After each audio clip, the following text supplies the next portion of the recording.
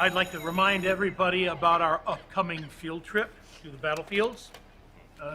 So far, only 2 of you have signed up. Well, anyway, let's move on to Gettysburg. At Gettysburg, the Union soldiers, they fought bravely on, giving their lives so that we may enjoy the freedoms that we have today. Bullshit. Do you have something to say, Mr. Ernstweiler? Excuse me? No. It seems that you do. Well, come on, isn't your analysis a tad simplistic? I mean, maybe for a second grade history class, fine. But to characterize the Civil War as some moral struggle, sir, that's a joke. A joke? Lance, you're not helping things. Dad, Mr. Norway.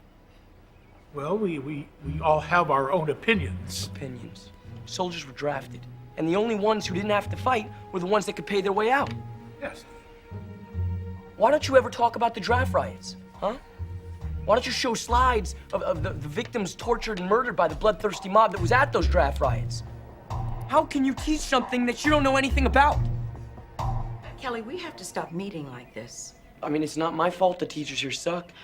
Listen, I know that some of the teachers around here can be pretty trying for you sometimes, but you've got to learn to work in the system, not against it. Why's that? Because growing up is a hard enough process as it is. Is that what your box of tissues is for?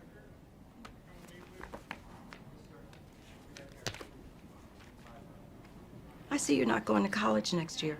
What are your plans?